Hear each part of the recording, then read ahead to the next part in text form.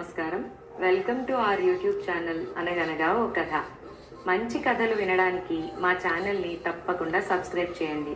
అలాగే మీ friends and ఫ్యామిలీకి share చేయండి. ఇవాల్టి మన చందమామ కథ పేరు గజపాదలింగేశ్వరుడు. ఒకానొకప్పుడు మణిపుర రాజ్యాన్ని మణిదత్తుడనే రాజు పరిపాలించేవాడు.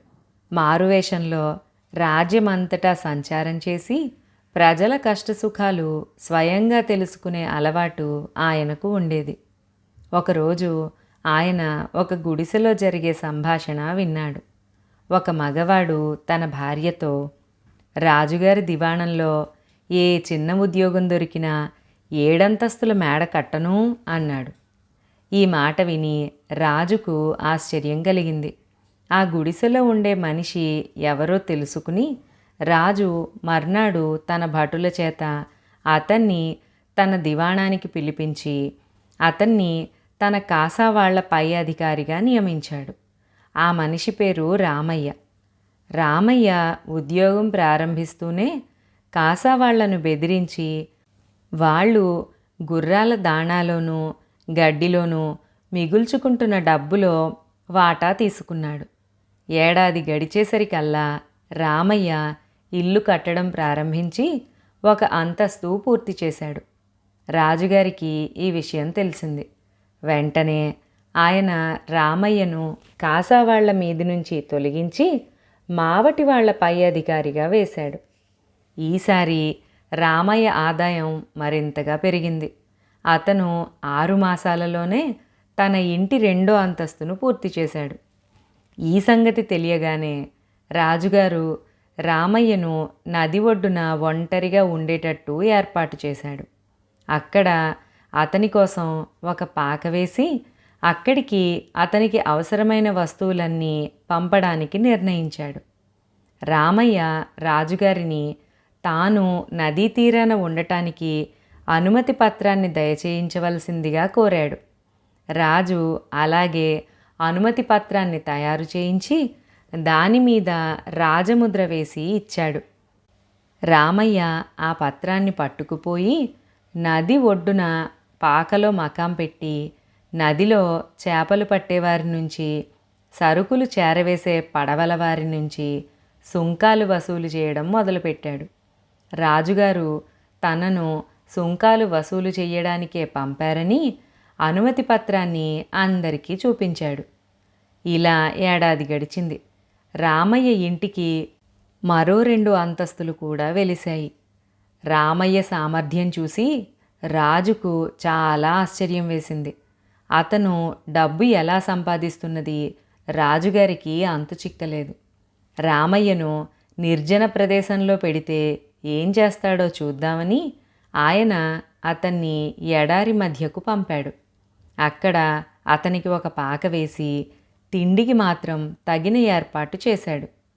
కొద్ది రోజులకు ఒక పరదేశీయుడు ఏనుగు మీద ఆ ఎడారి గుండా ప్రయాణం చేశాడు. తడి ఇసుకలో ఏనుగు పాదం లోతుగా దిగి ఒకచోట గుంట ఏర్పడింది.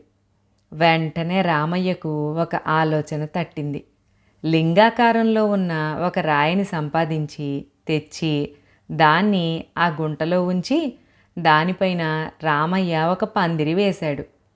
ఇతర దేశాల నుంచి మణిపురానికి ఎడారి మీదుగా వెళ్ళే వర్తకులు ఆ పందిరి చూసి అదేంటో తెలుసుకోవడానికి రామయ్య దగ్గరికి వచ్చారు. ఇక్కడ గజపాదలింగేశ్వర స్వామి వెలిశాడు. నేను ఆ స్వామికి సేవ చేస్తూ ఈ ఎడారిలో ఉంటున్నాను అని రామయ్య వారితో అన్నాడు. ఆ వర్తకులు ఆ రాతికి మొక్కుకుని వ్యాపారంలో లాభాలు వస్తే కొంత గజపాదలింగేశ్వర స్వామికి ఇస్తామనుకున్నారు. సహజంగానే వారికి వ్యాపారంలో లాభాలు వచ్చాయి. అది గజపాదలింగేశ్వర స్వామి చలవేనని నమ్మి రామయ్యకు దండిగా డబ్బిచ్చారు. క్రమంగా గజపాదలింగేశ్వర స్వామి మహిమ మణిపురానికి కూడా పాకింది. తండోపతండాలుగా యాత్రికులు రాసాగారు. ఎడారి మధ్య గుడి వెలిసింది. యాత్రికుల సంఖ్య నానాటికి పెరుగుతున్నది. దానితో పాటు రామయ్య రాబడి పెరుగుతున్నది. ఇలా ఉండగా రాజుగారికి జబ్బు చేసింది. జబ్బు నయమైతే గజపాదలింగేశ్వరుడికి నిలువు దోపిడీ ఇస్తానని రాణిగారు మొక్కుకున్నది. రాజుగారికి తిరిగి ఆరోగ్యం కుదుట పడగానే ఆమె ఈ సంగతి చెప్పి రాజుగారిని వెంటబెట్టుకుని మరీ సపరివారంగా ఎడారికి బయలుదేరింది. రాజుగారు వస్తున్నారని తెలియగానే రామయ్య వేషం మార్చి రాణిగారి చేత పూజలు చేయించి నిలువు దోపిడీ తీసుకున్నాడు. ఇది జరిగిన కొద్ది కాలానికే రామయ్య ఇల్లు 7 అంతస్తులు పూర్తయ్యాయి. అది తెలిసిన రాజు ఆశ్చర్యానికి అంతులేదు.